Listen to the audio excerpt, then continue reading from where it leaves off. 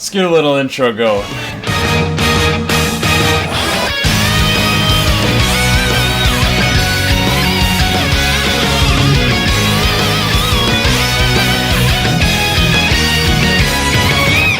Welcome back to our brand new Conduit Cast, the premier Xenoblade podcast with my host, Nishquick Pops, and special guest, Yggdrasil. Yo, it's about time we got Yggdrasil on. Yeah. It was like Yggdrasil was one of our like top picks for guests, and I'm very glad he's on because I have had the pleasure of chatting with Yggdrasil many times on my personal EXP podcast about many things Xenoblade related. So it's good to have you on a dedicated Xenoblade and Xeno related podcast. Yeah. Thank you. I'm real happy to be here. I truly am. I always love collaborating with Nishquick, and now I get to bring Protagonist in on this. It's a great time. I always enjoy collaborating with anyone on Xenoblade. Yeah. Or anything. Yeah. For that matter. Yeah, I'm super excited for this episode. We got the new setup. I got my Xenoblade shrine visible for all to see. In my old setup, this was just completely somewhere else in my old room. Yeah, I've been getting the Wii U back out. Oh, nice. Brushing off the dust off of it, trying to beat Xenoblade X. Mine is right here. Oh, I see it. That's my shrine. I see you have the Nia. You have the same Nia. Yeah. It's a little hard to see. I do need a see better Rex camera. there too.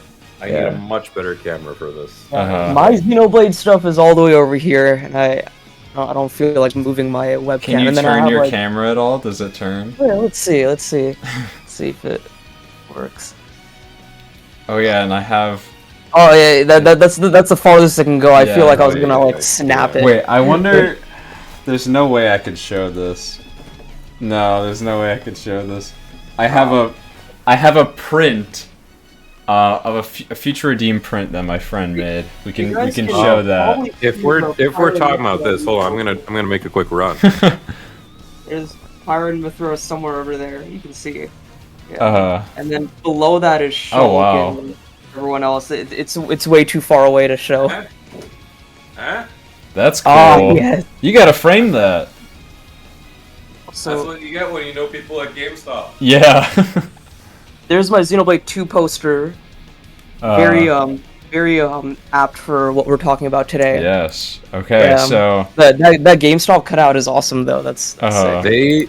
It's 3 weeks. They hold it for 3 weeks and then they throw it away. So you just catch them at the 3 week mark and they give it to you. Sick. That's so sick. All right. Yeah. So today, boys, the Zohar boys, you could say, we have come to discuss the possibility of a Xenoblade Chronicles 2 Definitive Edition. Now, Xenoblade Chronicles 1 Definitive Edition did release 10 years after the release of the original version. Now, it's going to be... We're a ways away from 2027, but we still have a lot to speculate about and a lot to think about with potentially a remaster of Xenoblade 2. Yeah, I think in terms of definitive editions, I also feel like X is coming first. Yes. But the reason I wanted to talk about this is because our last discussion in episode 1 with Dumb Xeno had me thinking of like what they could add to this definitive edition. And if you guys know what they added in Xenoblade 1's definitive edition, you can kind of see where our like theories might go with this. But yeah. I wanted to ask you guys first, what is your experience with Xenoblade Chronicles 2, and what does the game mean to you? That is a very loaded question. It's probably gonna bring up a lot of stories from all of us, but I'm curious. I want to know what that means to you guys. All right, well, I can definitely start then. I guess. All right, yeah, go for it. So, Xenoblade Chronicles 2 came to me at probably one of the roughest points in my college career. And it was obviously during the start of our winter break, but I had just finished a very rough first semester. I'll share it. I was at a low point where I was almost on academic probation. That's not to say I wasn't doing my damnedest. Of course I was. It's just I bit off a bit more than I could chew with the coursework. Anyway, it was a very rough point. I was not in a good mindset. And then I just sat down with Xenoblade Chronicles 2. I picked up the collector's edition, and I've had that sitting pretty much until I was able to play it. And what do you know? My family was all out on vacation. So it was me in my room for 65 hours straight. Straight. I would well, sleep of course. Yeah. Sleep, of course, but that my poor Switch never even got to shut off the whole run. And it was just one of those weekends. It was a Friday, Saturday, Sunday into Monday, and I just played every waking second. And I remember the first time you came on my channel, you talked about your first experience with Xenoblade 2, and then you talked about your reaction to seeing the experiment cutscene. So I want to hear that once again. Also, like obviously spoilers in this episode for Xenoblade 2, but probably the whole series. But yeah, I want to hear your story about that again. No, not a problem. So this was probably day 3 of that, and this whole time because I had my TV mounted on the wall in a way that I could just play from my bed, and that's how I would play Switch games predominantly at the time. And I remember just sitting down in bed. I finished that chapter, that phase of the chapter, and we moved on to the start of the next chapter. And we get that cutscene where it's just a bunch of administrators talking on the beanstalk, only for them to drop the words "We're locked" by Professor Klaus. And that point, I jumped so fast out of my bed, like straight up. And at that moment, I knew I just couldn't put the game down. Like it was lock in time. It already was lock in time, but this is like I don't even feel like I can like go to the restroom or anything like that because my investment just gripped me so like adamantly, and it was like 4 or 5 hours of just my mind imploding. As a Xenoblade 1 like lover since that game ever came out, since I played the original. Man, I guess I'll go next. Yeah, so, I'm curious too. I think I must have played the game most recently out of the 3 of us, because I played it last year. It's almost like pretty much to a year exactly is when I played it. And it was last summer was pretty rough. That like I finished Xenoblade 2 before like the brunt of things that happened back then, but like it was a time where I was a bit more lost. I feel like I'm much more together now, like creatively and like in terms of like thinking about my future and like where my school stuff is gonna go. I was a bit lost. I was doing a summer class. This was the moment I realized that I had to do an extra semester, which is now completely fine, and I'm gonna do it in the fall and finish my degree. But it's just like it was a lot to process at the time, and I was looking for work and didn't find any that summer. And I just kind of like I felt ill-equipped to deal with what I was dealing with. But I was going through the Xenoblade series completely in order at the time, and I was trying to... I think I had started writing the Xenoblade 1 video, but I feel like with like my creative drive with videos, I feel like that is more of a journey. I don't think Xenoblade 2 like fixed my creative drive, but just sitting down and like really getting into that world, taking it hour by hour, really investing time into it, because I had started Xenoblade 2 many, many years ago. I started it back in 2018, and I just didn't get it. I like simply didn't understand how the game worked. Because I thought it was going to be an action RPG. I thought it was going to be like Tales of Arise or something. But I just couldn't get into it, and then like, you know, like the discourse and all that kind of like put me off of it. But then I got back into it, and like, you know, you'd hear so many bad things about it. You'd hear so many people, you know, like throw shots at it just like blindly, out of nowhere. They're just like, oh, at least it's not Xenoblade Chronicles 2. Yeah, not knowing what they're talking about. Yeah, and like, and I just when I really took the time to understand what the game was putting down and like give it the time of day, I felt like a fuller person because of it. You know, it's like I saw what it was really trying to do, and I thoroughly enjoyed the experience. I wasn't expecting a lot of reveals. I knew that it would tie into Xenoblade 1 in certain ways, but like when that happened, I was very much intrigued by that. Yeah. There's a few things that, like, because I played it so late into the game, you know, like I'd already known some Xenoblade 3 spoilers. The picture. Yeah, the picture. Yeah. That's a weird thought to think of for Yeah. some people, that 3 was before 2, or like seeing aspects of 3 before 2, before getting to 2. Yeah, definitely.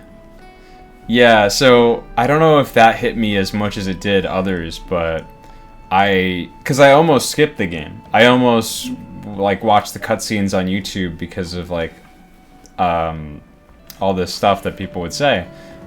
So I was just so glad that I actually got through it. And at that point, it was the longest game I played in the year. It took me exactly 50 hours. And I rolled Cosmos on Zeke right before the final boss. It was great.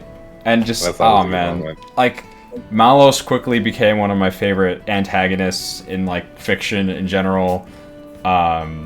There's so many heartfelt moments. There's like just the characterization in 2, I feel, is much stronger than 1 because it's much more focused on fleshing out the characters, whereas Xenoblade 1 tells a very broad story and like a very big epic story.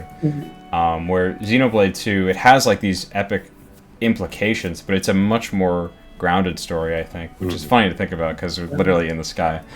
I think that with each of the games, they've gotten better at fleshing out the whole of the party.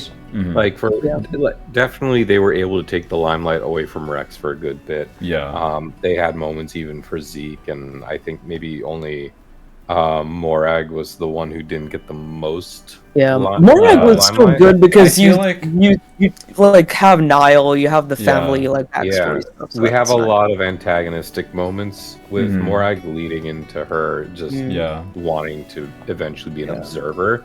It's just, I wish there was a little bit more at that observer stage beyond just Nile. I think they improved. Yeah, they improved, and then we got Torna, which was more, which had a good focus on much of the cast there. And then Xeno 3 hit, and they touched on absolutely everyone wonderfully. And I just hope that they can take that.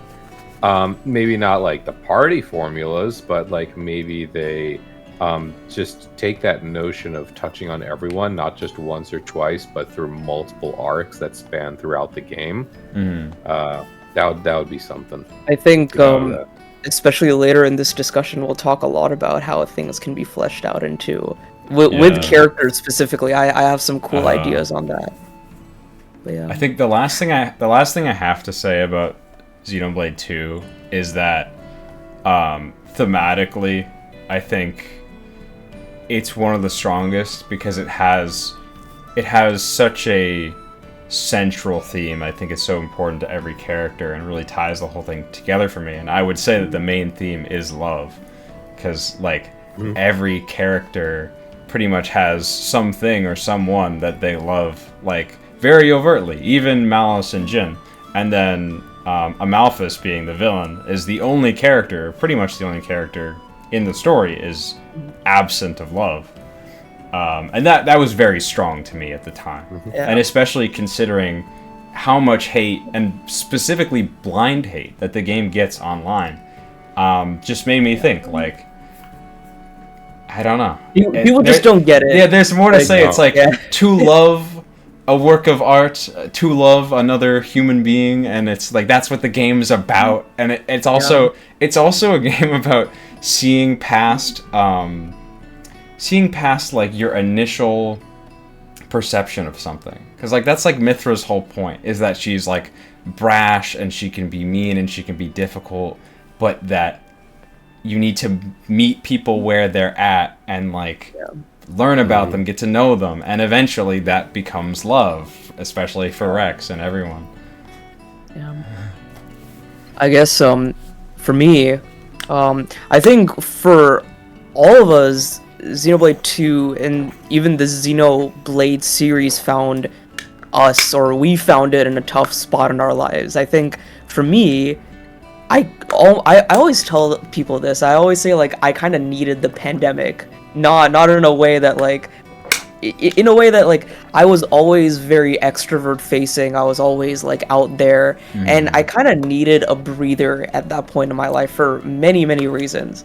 But the pandemic was great. I got to recharge my batteries, recharge myself socially, and I got back into video games, which was like I've been a gamer all my life, but I got back into games a lot more, and I was always searching for like that story that resonated with me, because I always love a good story. I love characters I can relate to, but I hadn't found that for a while. A story with lore, a story where I could just bite into it and really get so much from it, and more than anything relate to it.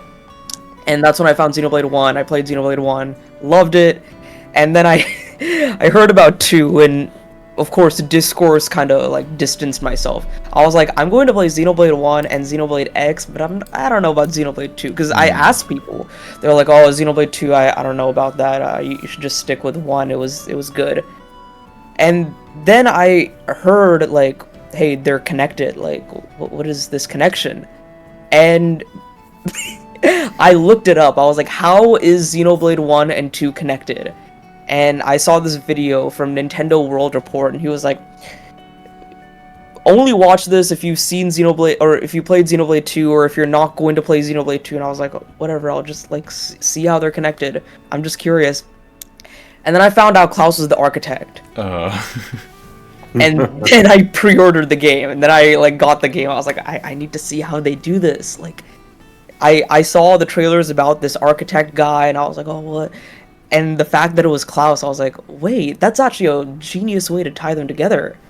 So I immediately played the game, and this was still during like that pandemic time where I was like recharging myself, finding myself within myself, and like within like my social circles and like the people around me. And like I played the game and I loved it. I really enjoyed it, but I didn't see it for what it truly was. I was still like, oh, Xenoblade 1 did this better, Xenoblade 1 did this better, and like all that stuff.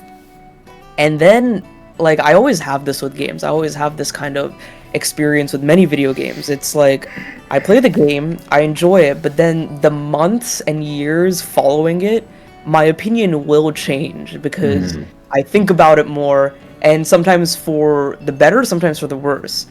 Xenoblade 2, my opinion on that game significantly changed so much, because I went back and watched some cutscenes, went back and understood what the game was trying to do and what it was trying to say, and I was like, wow, I never realized how much I actually relate to this game, but it didn't really hit me in my first playthrough. And like, especially with Rex, like Rex is someone I really relate to. Like, I remember myself back when I was 15, and I remember a lot of people would tell me a lot of the things that like they would tell Rex back in the day, like, oh, you're so optimistic, oh, you don't know like what you're talking about, all that stuff. But they would still see that optimism as like a bright shining light. And then back when I played the game, I kind of, wouldn't say I lost that optimism, but I wasn't as much of myself as I used to be. And then going back and rewatching those cutscenes, and I was like, dude, this is me, this was me.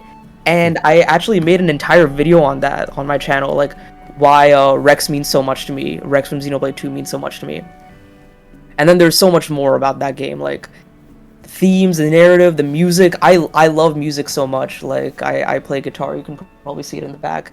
But diving into that OST and picking it apart, it's so amazing. Like we need to do an entire OST discussion on the Conduit Cast one day. Like there's so much in that soundtrack that tells so much of a story, and it just blew me away when I heard it for the first time, and then as I continued to listen to it.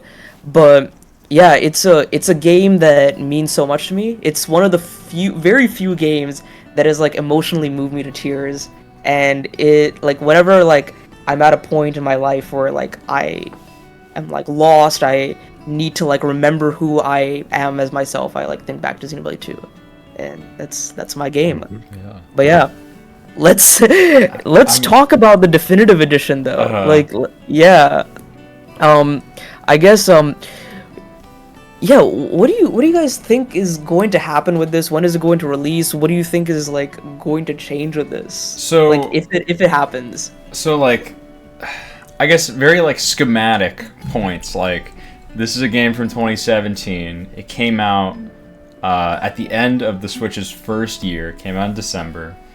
I'm thinking that it'll release in 2027, assuming that Xenoblade X Definitive Edition does release next year, 2025, which it should, because it's the Switch 2's first year. It's so like I don't know. Consistent releases every 3 to 4 years. Yeah, consistent. The consistent mainline releases every 3 to 4 years. Yeah. So it's like like you said, everything is kind of pointing to that coming out next year. So then the next remaster will be in 2027, which is a long ways away, but we can already see kind of the cracks start to form. Xenoblade 2 already feels like an older game to me. Interesting. And well, I think a part of that again is its relation to being one of the first Switch titles developed. They're dealing with software they might not be fully familiar with or know how to fully expand that upon. And we can already see the drastic change in their quality and control of the systems in play alone between Base 2 and Torna. Oh yeah. I was talking to one of my friends about this, and he was saying like I was like proposing the idea of Xenoblade 2 Definitive Edition, and he was like, do we even need it so soon in 2025? And he gave this very good point. He's like, if it is going to be on the Switch 2, Xenoblade 2 is already on the Switch 1. If it's backwards compatible, it's not like the game is like obsolete or unplayable. Like Xenoblade 1, you had to have a Wii. From Wii, 3DS, Switch, that was like a big gap. Xenoblade X is dead on this and would you even want to play here. Would you even want to play Xenoblade 1 on 3DS? And it was the new 3DS. Very big crunch. Yeah. Which I played that DS. I burnt my fingers through Monster Hunter. I played Monster Hunter so much on 3DS that it practically broke my hands to a point where I was not comfortable playing on a DS anymore. I only have the base 3DS XL, no nipple, zero nipples. I wish never I had a XL. new 3DS, like so I can't even play it if I wanted to. I have a whole bunch right there, and I have nice. I have like 2 3DS XLs and 1 2DS. I wish I had the XL because I have the very first model of the 3DS back there. Very kind of wish I still had it gives that. me carpal tunnel. Like I'm playing it's so small. My first DS was actually a 2DS, and that one of my friends sold to me for like $50 because they just didn't have any games they were interested in. And then GameStop had that trade-in deal where they put $100 towards a 3DS XL if you turn in your 2DS, and I just did that. Oh, that's such a cheat code. That's crazy. I robbed my Holy friend, but I got a 3DS XL. But back to Xenoblade 2, I think like 2027 is a time to look out for it, but I wouldn't be surprised if they push it back even further to like 28, 29, 30, maybe. What just about be like because like it'll We're getting old. be there on Switch 2. Like we can probably put our cartridge in. We could probably get enhancements and upgrades, Yeah. maybe. But if they go the step further with a definitive edition and give us even more a It's little on later, the Switch 3. yeah. What about a Switch 3. possibility? Yeah, what about a possibility of Switch 3, but it's a Xenoblade trilogy? Ooh. Yeah, yeah. Something like They that. call it like the Claw Saga trilogy pack, That's- and it's all three. It's all just- 3 games. I can't imagine them doing that because it's like they did that with Metroid Prime back on the Wii, but like I don't They think won't those do that were anymore with too. these kinds of games. Yeah. A lot of people are saying they're gonna do that with Final Fantasy VII when Part 3 is finished for the remake trilogy. They probably will. It would be but- nice if they do a Klaus Saga pack, but that goes back to like with 2 specifically. Here's one question I want to ask you guys: what do you think they're gonna do with Torna?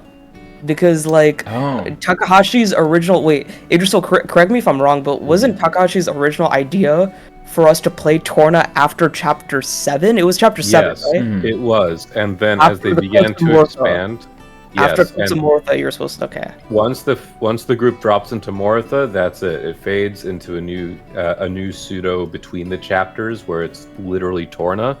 But they had a problem where as they began to expand on that idea more and more, and it became more and more fleshed out, the dissonance between Torna and then just going right back straight into Chapter 8 was way too significant. Yeah. So they actually scrapped Torna altogether. I remember reading the interviews. They had all of the information for Torna just sitting on the sidelines, and it was just picked out one day when they were discussing ideas for DLC. Oh wow. Wow. Yeah. So he had everything saved in a disc, literally sitting on the side. Everything with relation to Torna. That's good that he managed to like not remember like that. That's a Not very delete important it. part of the Yeah. game. So I'm glad they brought it back as DLC and we got to play through it. So like, if they do that, like right after you fall into the land of Mortha, it transitions to Torna. How do you think that would?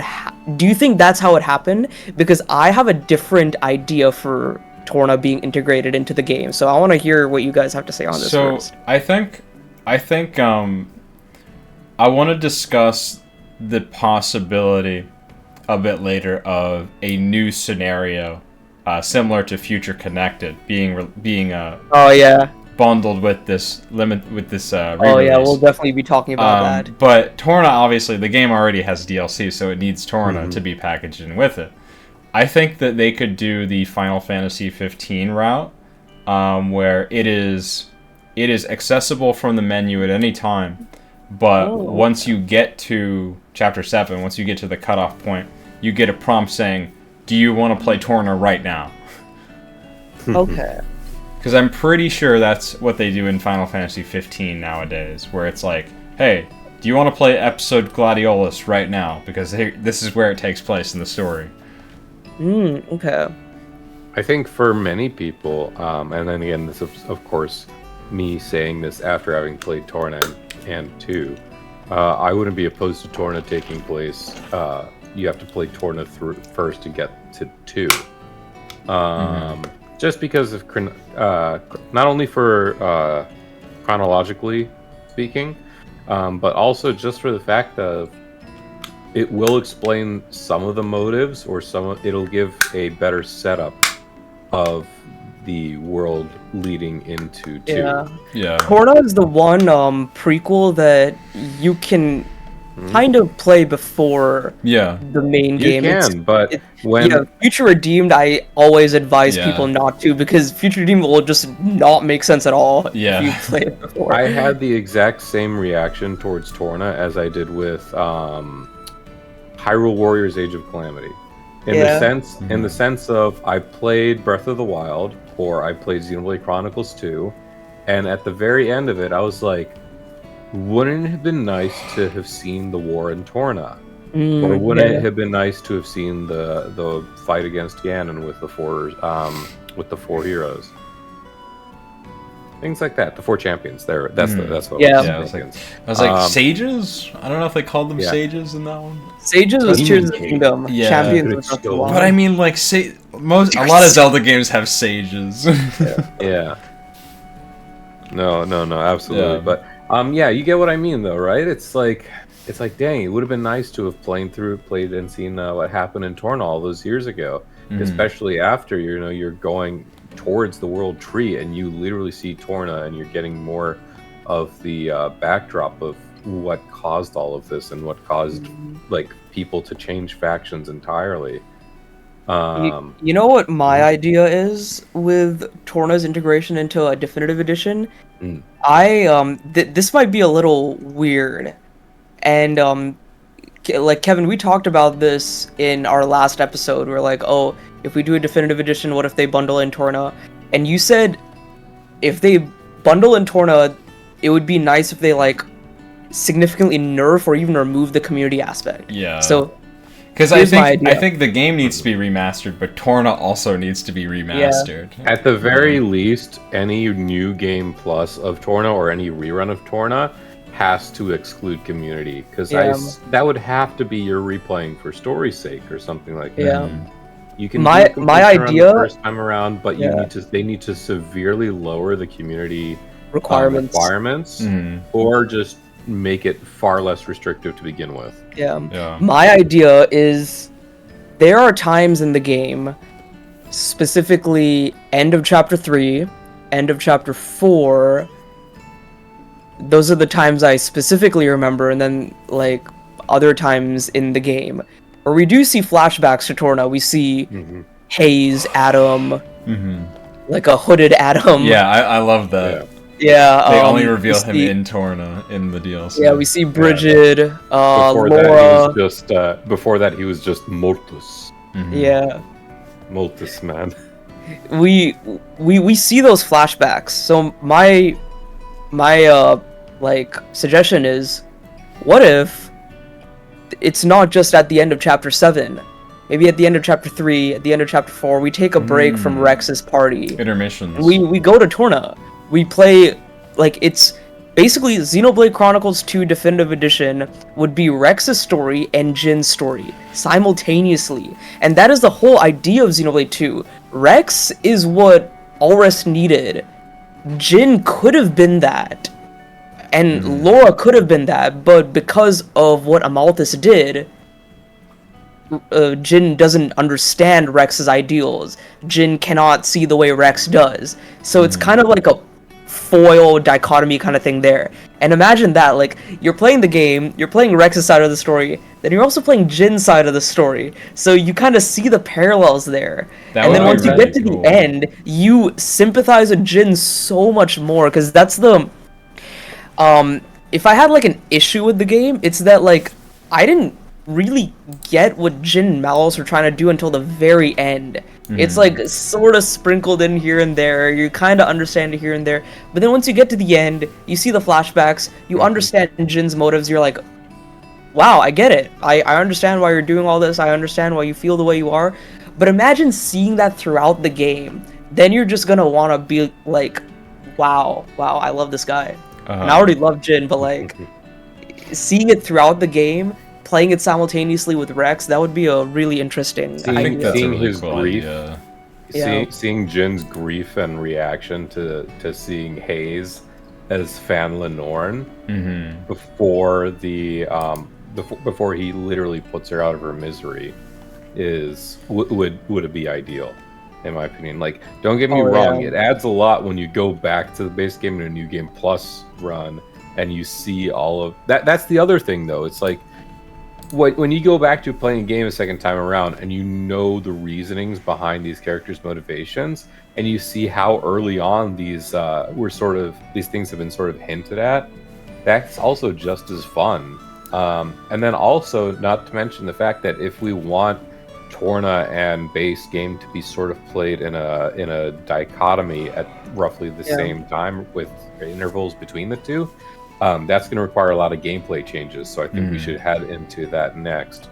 For one, I think that's going to need us to address the differences in combat at the very least between base Xenoblade and Xenoblade 2.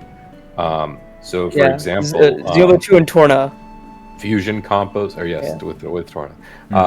Fusion combos, the way that they're implemented in Torna being much more, you maybe need to remember the specific combinations, like fire, fire, lighter, fire, fire, fire, and then all of that. Or you could just do in whatever order you want, and you still get a gem at the end, or you get an orb at the end.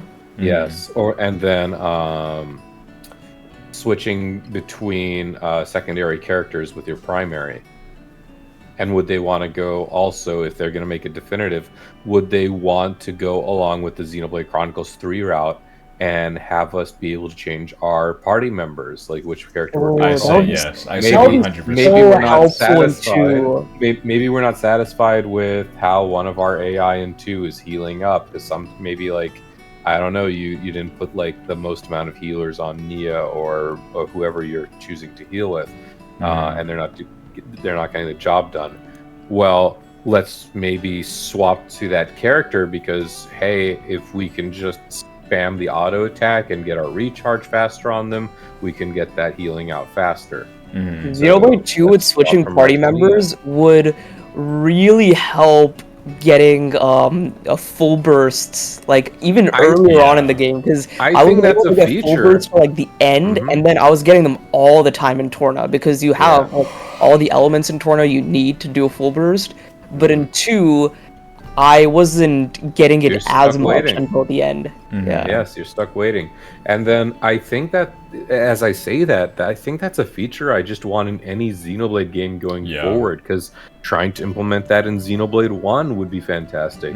You played Xenoblade Chronicles X on stream yesterday, and you were having difficulty finding your party members during the Zufar fight, and they're probably just somewhere on the floor minding their business, so maybe we can swap to them and get them going back in action. It would have made Xenoblade 1 so broken. Like, imagine getting a break, swapping to someone else, doing the topple, swapping over to someone else, toppling again, doing the days. Shulk, Fiora, and Ryan, combo would be so much more OP than it already is. Exactly, because you already have nigh infinite topple locking in Xenoblade 1, but that just gives you full control. But again, it's a convenient feature that would be very nice to have. I am a huge proponent of switching characters. Like, whenever I play any of the Tales games, I'm constantly switching characters. That's like fun and Rise. One of the things I'm like, because Xenoblade 3 is my favorite game of all time. But like, one of the things I'm so in love with about that game's combat system is the fact that you can switch characters on the fly, because it adds so much utility. It adds so much customization. Like, you set up your classes, and then like you can just micromanage everyone. Just keep swapping them out and cycling through and like working on everyone. And I love that kind of gameplay. I really like micromanaging. I've said it, and I'll keep saying it.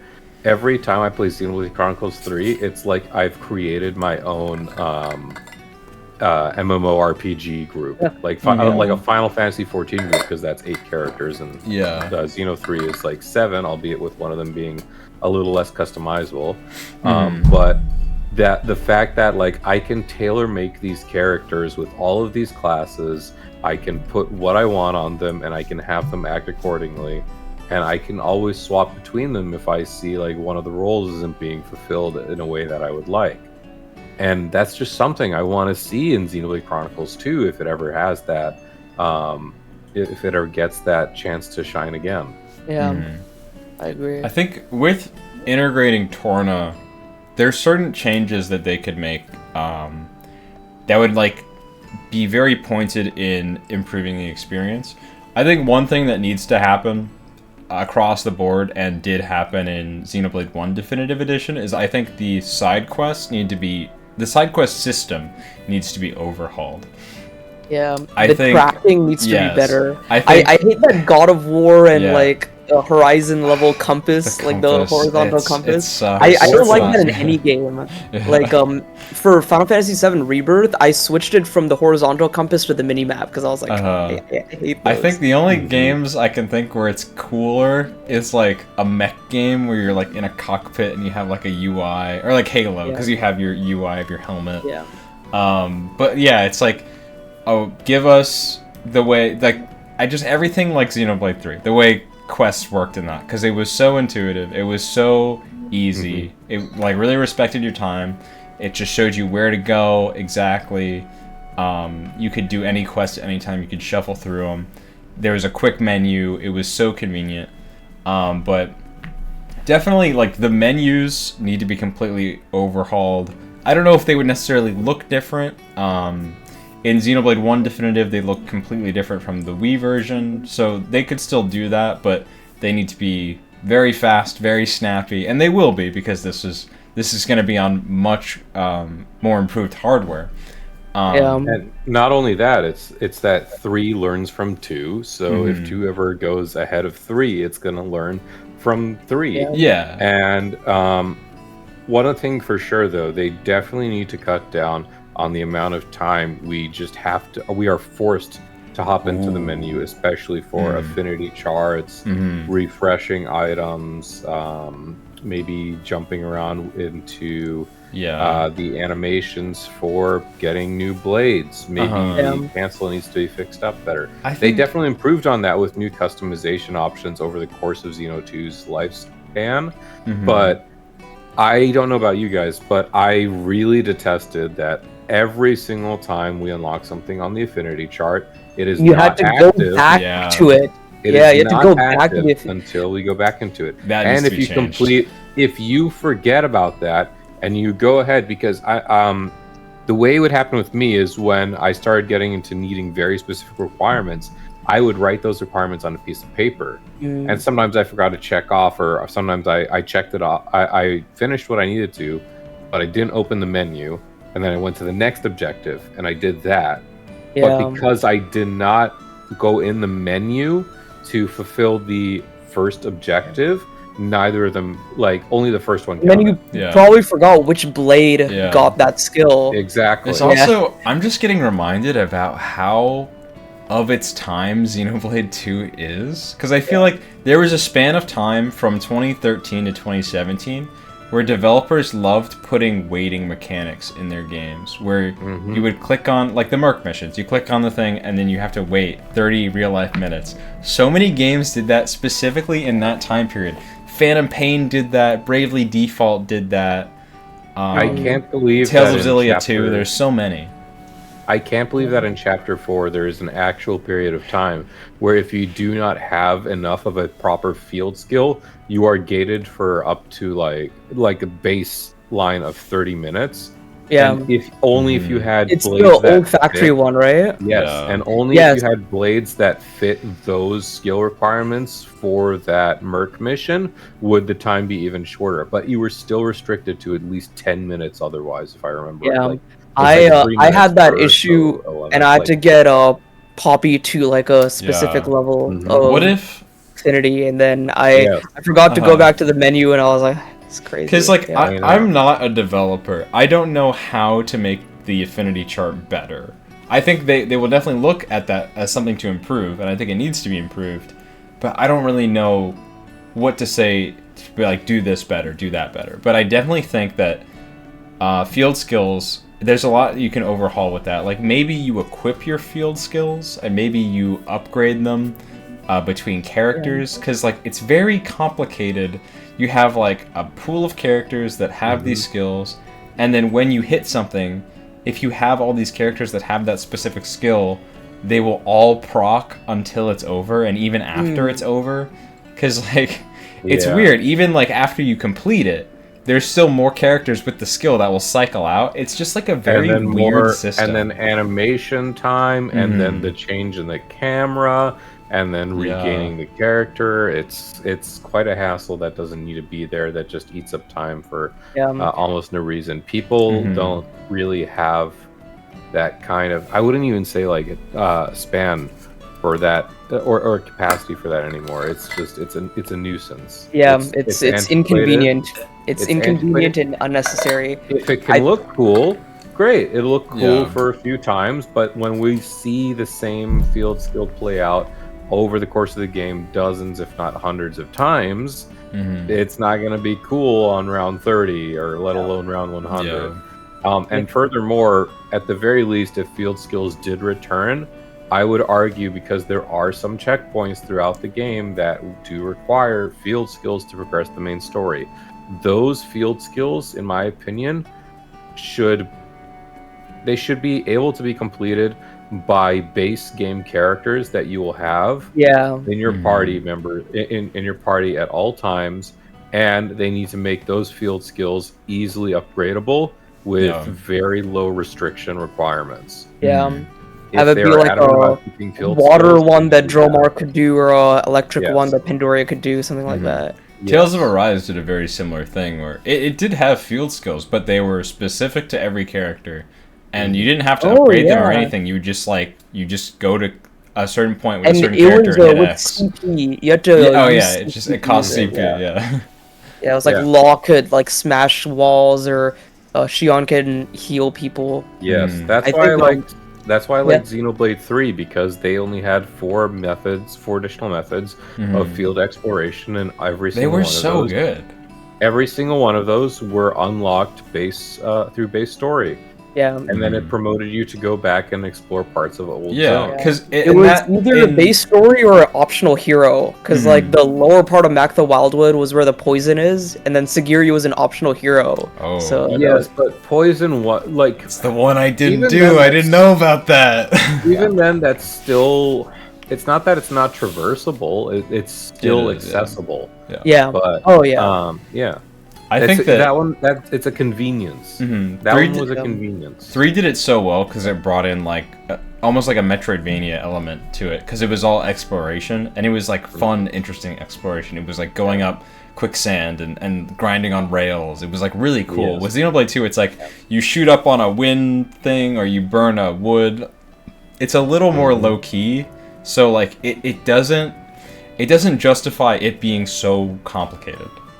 Or you open a chest that requires you to have had an ability where you had to have talked to 50 Nopon in order for you to be able to physically open this chest. Yeah. I think with Affinity Chart, one thing that they could do is just make it a little smaller so it's not as grindy.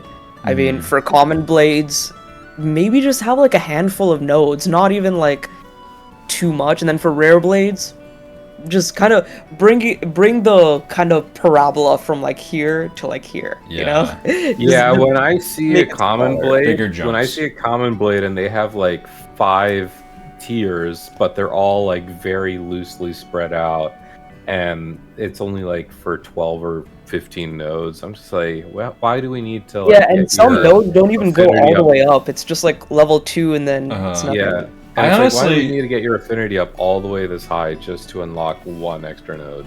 I'm very interested to see what they will do with the gacha system, because I feel like gacha was popularized probably about 10 years ago at this point, and I feel like it's here to stay. You know, like we were talking about before. I'm playing too many gacha games. Here to stay in Xenoblade 2. Yeah, but the thing is, like, do we need common blades still? Like, yes, because I don't know. That's a good point. We do need common blades because of Merc missions, if those move forward. But also the fact of the matter is there are some common blades. I've said this, again, with saying things before. Common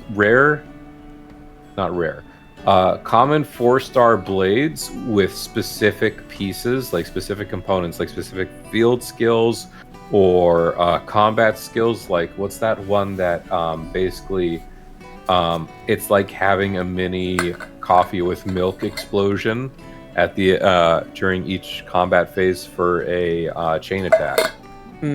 What is that ability?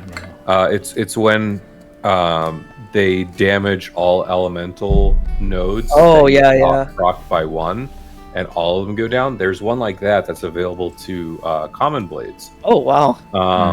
So that is getting a 4-star common blade with very specific skills and combat affinities is actually really good. So I think they should stay, but as an overall, the gacha system needs to be dramatically reduced in terms of acquirability. Yeah. There should not, I'm sorry, there should not be a 0.001% chance to acquire Cosmos. I think that needs to be significantly higher. In a single-player console game, I feel like that's just, there's no reason for that. Yeah. I did not want to sit there after I beat the base game, killing this poor level 99 Armu that I raised from scratch, which I could have killed early and missed entirely, by the way, and just break, topple, launch, smashing it for hours and hours just to get one blade that happens to be the last blade. But guess what? Because it's the last blade and it already has a rare chance in the pool, and because it's the very last blade, that means it's just even more and more difficult lengthwise, because they put essentially they gate kept you by making you keep summoning more and more and more until you can get to that pity check mark. So the pity needs to be exceedingly higher, and the ceiling needs to be much lower for this system to be. It could even like friendly. they could make it.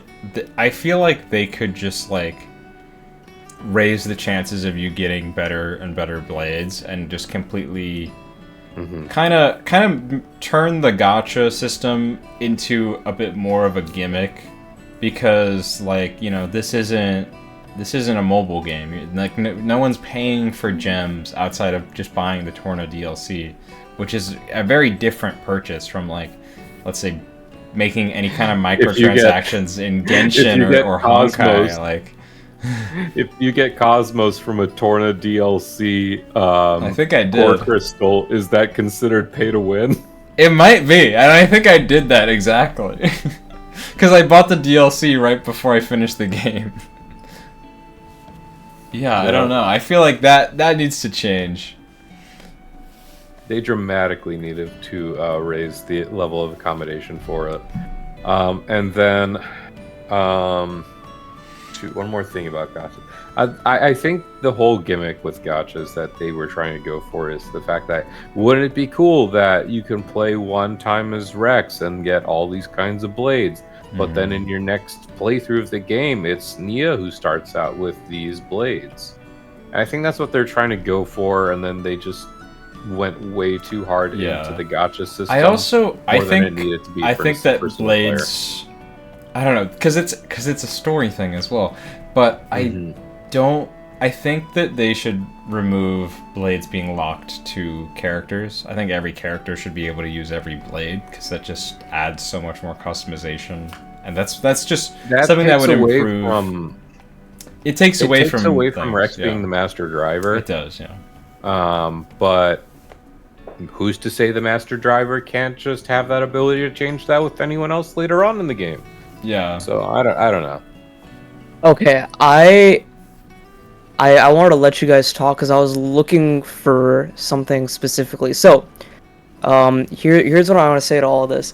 Basically, a lot of this affinity chart stuff, a lot of this like ease of access, a lot of the field skill stuff, all that, it ties back to like a conversation that I had with one of my friends and one of my like mentors and career mentors. He's actually a UX researcher, and me being a UX designer, we always have a lot to talk about video games because he plays the same games as I do. And he specifically said like Xenoblade 2 is like almost a user experience nightmare in some ways. And he wrote an entire article about it, and I will link that in the description because it's a really great read. And a lot of what he says is, I mean, we'll talk about the tutorials in a bit because that's a major part of his article. Another thing that we were talking about in like just casual conversation about this was there are times when the game like gives you things and you just don't know what to do with it. Like the first time I saw that blade combo affinity chart, I was like, how do I read this? Where do I go next with this? If like the simplest like addition of having like arrows or lines that connect to which element you need to go to next would be like so amazing. And when it comes to the whole like menu management of things, I thought of this from like a information architecture navigational side of it as well. I'm getting a little technical here, but basically, I kind of argued. I was like, a lot of this needs to be there. A lot of this stuff needs to be there. Like the driver section needs to be there because you need to go into your drivers. You need to equip the right accessories and all that. But maybe combine some things. I don't know if core chips and aux cores have a different menu, but just combine that core chips and aux core menu. That'll make it so much easier. Maybe combine the driver skill tree and the accessory menu.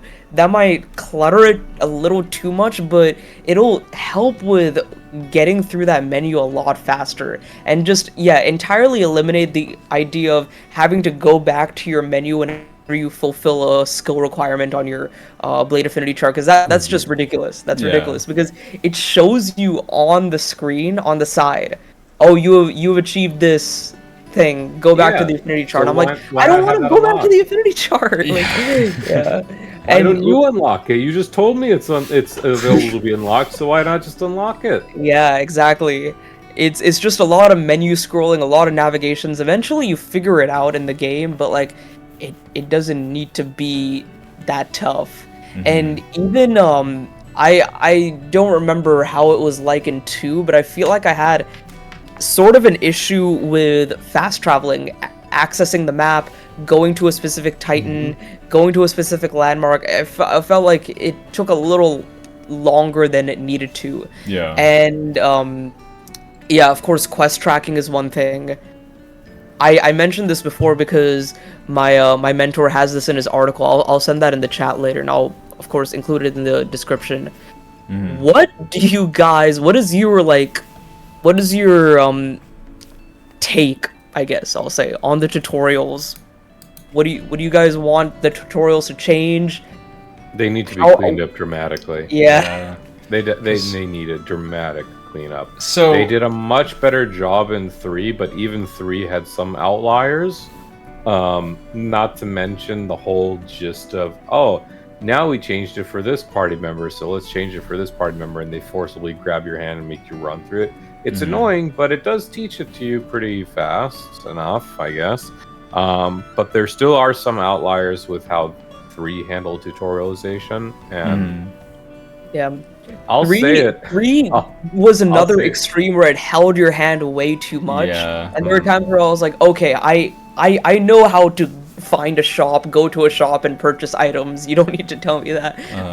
But don't you want this banger item that raises your HP up by 8%? That's gonna really help your combat output. I think the tutorials definitely need to be overhauled, but I kind of like how the Xenoblade 2 tutorials are written more than the Xenoblade 3 ones, because they're in character. They're like in universe. I think they're really cute. You know, Luxon has a theory that it's the Nopon Archsage who's teaching you all this. Yeah. I think that's like so smart, and I just love that concept. So like I really want that to be intact. But I do think they need to be more detailed. They need to touch upon certain aspects that were omitted, because there are gameplay elements that the game doesn't teach you about properly. One other thing my mentor was saying, he was like, they're teaching you things too early that you don't need to know. Like, we don't need to know about level 4 Blade Affinity specials in the first boss fight with Mallows. That was way too early to teach that. I don't even remember if they teach you about full bursting. I don't know if they teach you properly. Like, they teach you chain attacking and stuff, but like, they don't teach it to you in a setting where you have enough blades to like get a full burst. They don't teach you that. They don't teach you about the different types of. Do they teach you about the different types of blade types, like Chroma Katana, Bit Ball, I mean, I never really figured that out until recently. Not really. So they don't teach you that. There's so many other things they like just don't go over. And the thing is, a lot of people criticize Persona 5 tutorials. I always bring up Persona 5 for this because the way I scare people away with Persona 5 is telling them it has a 10-hour tutorial. And like that whole Kamoshida arc is tutorial after tutorial after tutorial, but it's telling you what to do. It's showing you pictures to give you like a visual indication, which is also what like Final Fantasy VII Rebirth does very well. Remake. I would say that Final Fantasy XIV or Realm Reborn is all tutorial until you get to 2.1. Yeah. Like, because it's like it's teaching you how to play the game over a long period of time, which is better because you have more time to learn each individual piece. And I think the most important thing is you need to be able to reread the tutorials in the menu. You said what I was just about to say. The most important part is you should be able to go back and refer back to all of this stuff. Yeah. Instead of going back to watch an NL video or someone else's video about like Xenoblade 3 having not only the written form, like the verbal training tips, but the whole training combat rooms where you the VR, yes, I didn't even know about that. I did like maybe 2 or 3 of those at the very start just to see what it was like, and it's very intuitive. It tells you what to do, and then it has a prompt of like do it X amount of times, and it just will train you up on it until you get the hang of it. Which I never had the need to go back to it, but it's nice that it's there. Yeah, it kind of tests you out. You're like, oh, I feel confident that I'm doing this right. And Rebirth did that as well with the Chadley VR stuff. Yeah, so like if they have like a combat simulator kind of thing, that would be nice. And Xenoblade 1 or Definitive Edition for Xenoblade 1 had a very interesting approach to its tutorials. It was a conversation between two characters. It was like, hey, like Dunban was talking to Ryan. He's like, hey Ryan, I'm a lot faster than you, but you are a tank in a different way than I am. I kind of avoid the attacks, but you tank them. And he's like, yeah, Dunban, I like to tank the attacks. I like to call out the aggro, and like it was a nice conversation. It's a really cute way to do it as well. Like it's like very charming. Yeah, but those are things that the game really needs to emphasize. I'm gonna skim through this article one more time and see if there's anything. Yeah, tutorials introduce too many battle mechanics at once. Yeah, it's the one thing he says here. It's a tell but don't show, which is like the complete opposite in a game. Yeah. You need to. What I think is also pretty imperative is Xenoblade 3 had images to show you what's happening, but I do think that more and more games need to start doing this because I've seen an absence of it. I think we need a little video aid showing you what it should look like because people have done it for years. It's been done on the PS2. I don't know why more games don't do it. Yeah, just have a video aid on the side with like a glow up of the button to press, and you see the reaction or response on the screen. I think that's enough. I'm so surprised that even like Tales of Arise doesn't have that. I don't remember what. Yeah, Arise's tutorials are like just kind of like a side-to-side list. It's like a Persona 5 thing. Arise is like Rebirth does very good like video things. It's like this is how Cloud should look when he's doing this attack, or this is what you should do. You're doing this, I think that's imperative. I can't think of any other games right now at the top of my head that give you like God a video Hand. That's the one I always go back to is God Hand because you have to build your own combos, build your own moveset. So you need to know that like, okay, this attack is an uppercut and this attack will like punch the enemy back down. And like what game is that? God Hand on PS2. God Hand, okay. Yeah. Oh, okay. Cool. And like that's how Tales of Arise works, where it's like, okay, you do an attack that launches the enemy, then you do some aerials, but it doesn't show you what they look like. Yeah. It just tells you what they are. That needs to happen. Yeah. Are there any other like big quality of life or gameplay things that we think should be changed or improved? What do you guys think of the combat UI and the HUD? Because they're I overall prefer 3's. I think 3 has the best combat UI and HUD. I think 2's is fine. Yeah. There are like complaints that it's too cluttered, but again, like there are things on the HUD that need to be there. Yeah. Like you need to see your reserve blades on the side. You need to see your arts. And another thing that drew me into Xenoblade 2, which was like, hey, this is one aspect that I like better than 1, is you're not scrolling like left and right on your D-pad. It's on your face buttons. You only have 3 arts and 1 special, and that's it. And that was amazing. Like, it's all on your face buttons. It's so easy to like initiate an art, just the press of a button. It's so easy. The break topple launch smash bar on top should be there. Maybe have it a little smaller. It's like really big. I think it should be customizable. Like you Customizable can make HUD. it smaller or bigger.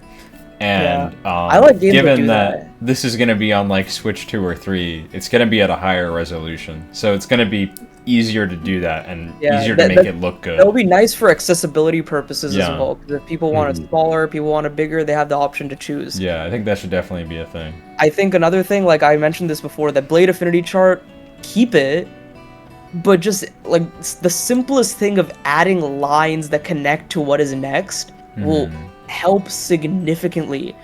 I had this problem, and I have so many other people who came to me with this problem. They're like, how do I read this thing? And I'm like, it's a little tough. Like, looking back at it now, with us having beaten the game, having played the game, we kind of know where to go on it.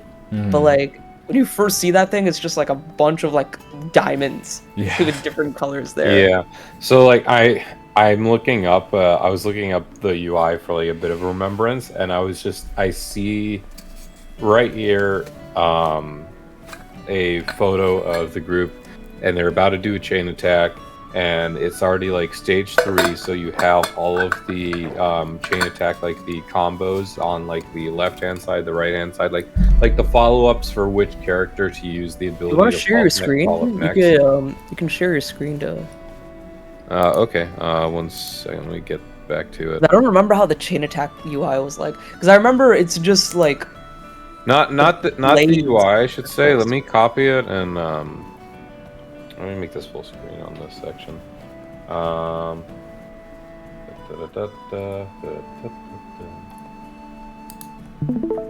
There. Leading into the chain attack, like they're building up. First off, they're building up one of the elemental orbs, is what they're doing. So they're getting ready, but it's like, just looking at this, you've taken away every angle of the game, every angle of the UI, excuse me, except for the direct center. Yeah. And that center is lit up with all of those characters that you're attacking with. They're lit up with all the animations and all the bright, flashy abilities and lights and like that. And the numbers. And the numbers, and then you have strings from your character to your blade, and the strings of your party members' blades to their characters. I think one smart thing that they could do is every facet of this is taken. It needs to be reduced, or I don't know. It needs to be adjusted in a way that provides more space, because this actually looks exceedingly it's cluttered. Yeah. It's cluttered. I think yeah. Especially on the left here, your blade rotation can more or less be condensed down to 1 diamond, because you could put all this information into a much more compact form. Get rid of the names, get rid of the weapon type. I don't really feel like you need that. Just make their icon really small, have their ability on the icon just overlapping their art, and just have it in like 1 space on I think the funniest UI. thing I think the funniest thing is also, like, because this is like, oh, screenshot level 50, they look like they're in Leftharian Archipelago, or some sandy area, like a late night sandy area. It looks like Leftharian to me. Yeah, it looks. That's besides the point. This is at a stage in the game where pretty much most of the major tutorials are done, and you're at a stage where you've probably been playing this consistently enough that it feels natural to you. But just to go back at it, not even be playing it at this time, like how we're doing right now, and just observing it, it's like, oh my god, it's like we're so used to it, and we at this stage know what to do with everything. We're analyzing everything our eyes are picking up. But my god, like, to someone just seeing this randomly, this is just like a sensory overload. I've seen so many people like shy away from the series itself because of the UI, and Xenoblade 1's UI, when I first played it, was a little overwhelming to me, which is now, like, in comparison, one of the most basic. Yeah, I think playing each game one after the other did a lot for me, because it helped me build up literacy of how the series likes to act and how the series likes to present itself. So I feel like, because when I first tried 2, I had no idea what was going on, but after 1, I was like, okay, I have a great base for this, and I can just expand my knowledge from 1 onto 2. And, like, that's... We've been seeing troubles with series recently, especially, like, with the FF7 Remake series, where it's like people don't want to jump into the next entry because they need to play the first entry, and it's like, because it all builds off on each other. But I think that just simplifying it, making it more intuitive, and just making it look nicer overall will entice people to give it a try. Yeah, that will definitely go a long way. Yeah, I think a lot of what's on here is very, like, stylish. It has a nice identity. If you see something like this, you know it's Xenoblade 2. If you see, like, the menus, you see the lower thirds, you see, like, the text, the just graphics, all of it, it's very good. It looks nice. Just clean it up a bit, orient it nicely, scale some of the things down, kind of combine some stuff together. I think Xenoblade 3 did it perfect. I don't have any complaints with 3's UI. Yeah. And even then, 3 can still feel a little cluttered, but it's still the best of the 3 in my opinion. Yeah. And yeah, if 3 was a lot smaller, and it just felt a little, like, more unified, I guess. Yeah.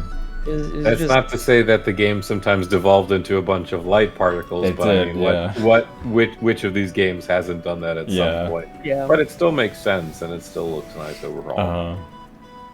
I guess we talked about gameplay and some story stuff quite a bit. I think one thing I want to talk about, like, which I don't want them to change in this definitive edition for Xenoblade 2, is I don't want them to lay a fingernail on the music. Yeah. Like, I don't want them... because Xenoblade Definitive Edition did have a redone soundtrack, but I really like the redone soundtrack. Yeah, but the thing is, that was also on the Wii. The Wii had, like, less capabilities. They couldn't record in high enough quality. They also, the thing is, it may not have been, like, a recording and audio quality thing as well. Like, there are songs that just sound better remastered in terms of audio quality. But there are songs with different style that they've done.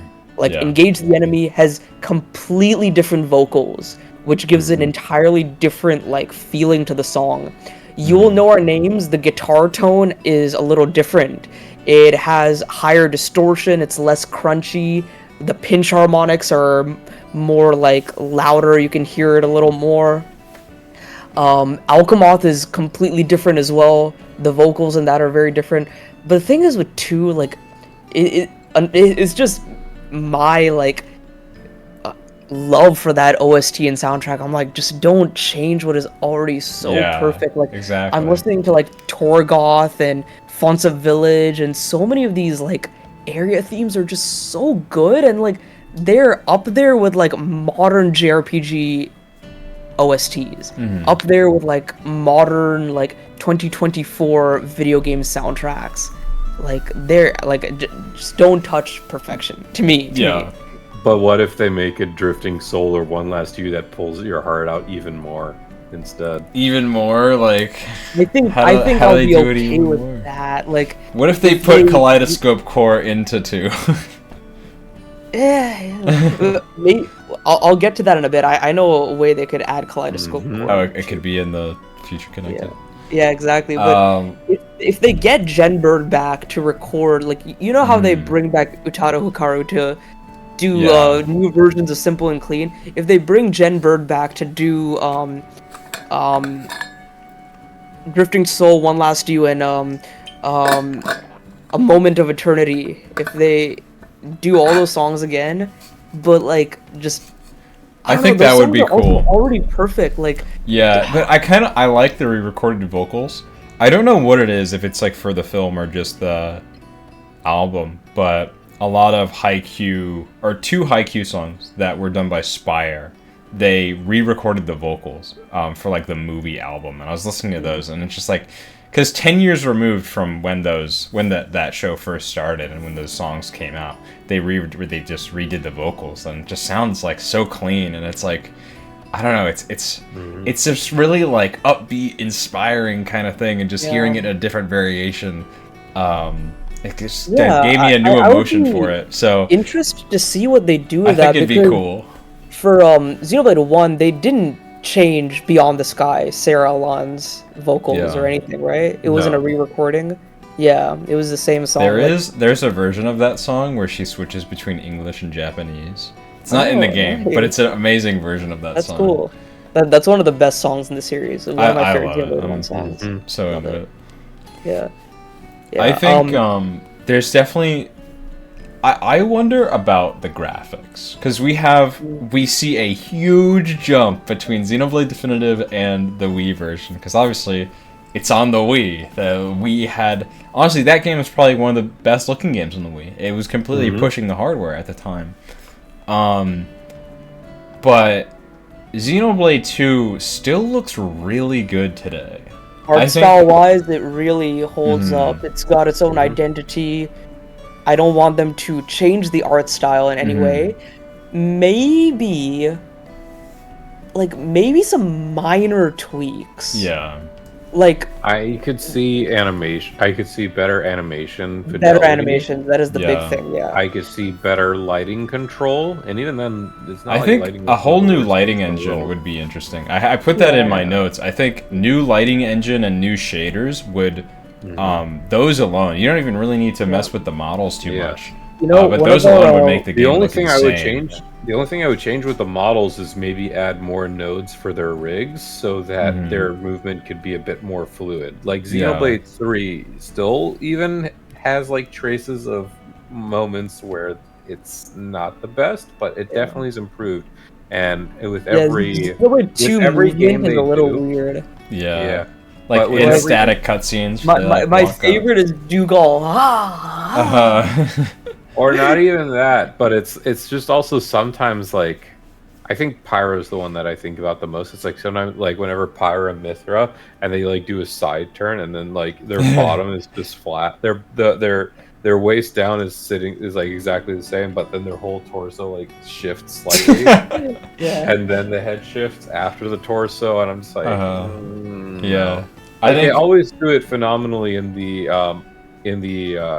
cutscenes, but in the base game by game needs to be cleaned up a bit more. And Xeno 3 still shows that as well. When they're out of cutscene animations, I just think it needs to be a little bit. What they should add, which they did in 3, is when you walk up to a cliff, your characters don't rocket themselves off the cliff, which is funny, and I love that. But in 3, they like made everyone kind of come up to the cliff, and they didn't jump off immediately. So I thought that was really cool. And I think they should implement that. In terms of character design, one of our friends on Discord, Sammy, he's always telling me, like, when we were playing Tales of Arise, he was telling me that he always imagined a Xenoblade 2 Definitive Edition looking sort of like Tales of Arise. Maybe not in terms of art style, but in terms of graphics. Having that, like, clean... Not like a... Tales of Arise sort of has like that Unreal Engine look. I don't know if it was made on Unreal Engine, I think but was. it kind of got that look to it. I think it was 2. But if I want to check. Xenoblade had that level of graphical fidelity, lighting, just like the colors are just enhanced a little more. It's gonna be at least 60 FPS, and I think that'll be a big change in just like light up the world. Like the game will be so much more immersive. So Arise uses 4, yeah. Oh, that's interesting. Oh, it uses 4. Okay, yeah. It has that kind of look to it. They were gonna use an in-house engine, and then they just decided, no, we'll go with Unreal 4. Yeah, it's been happening a lot recently. Yeah. But it's nice that for the most part, Monolith uses their own engines and their own tools to the point where Monolith Soft. I can't say Monolith because that's a whole different studio. Monolith Soft will they've been having presentations and demonstrations like every month and a half in areas throughout Japan and universities now. Ooh, that's really cool. To showcase their engines. On their website, they have a lot of like videos of, hey, here's how we use our engine. Here's how we make our magic on Nintendo Switch. It really is magic because it's like Xenoblade 3 runs at a super consistent 30, and it looks gorgeous. I think there are certain concessions made, but I think Xenoblade 3 is probably the most beautiful Xenoblade game. I specifically, I love the textures and how the hair looks. It's very painterly. So I don't know if they would really translate that to 2. Imagine seeing Xenoblade 3's eyes with Xenoblade 2 characters, because 2 already has like some the eyes are okay, but sometimes you could tell it's like it looks like glossy. 2 is a much more glossy and shiny game. It's a much more PS3 looking game. It's got the shiny wood, you know. I think in terms of Saito's art shining through actual character models, I think 3 does it a little bit better than 2. But I don't want them to do a Xenoblade Definitive Edition where they use like another game's art style and put it into It's not that Xenoblade 1 uses Xenoblade 2 art style. It's not that it does that. I don't really conform to Xenoblade 1 being anime-fied or whatever, but it's whatever. But, like, it's not anime-fied. I'm definitely there was a change in the graphical in the appearance. Those concessions. It still has its own like identity as like it's not as like gritty and PS3 realistic. I would say that Xenoblade 1 looks like that because it just had really muted colors, and the Wii didn't really have that vibrant of colors in general. No. Not that they could go for that with what they were going for anyway.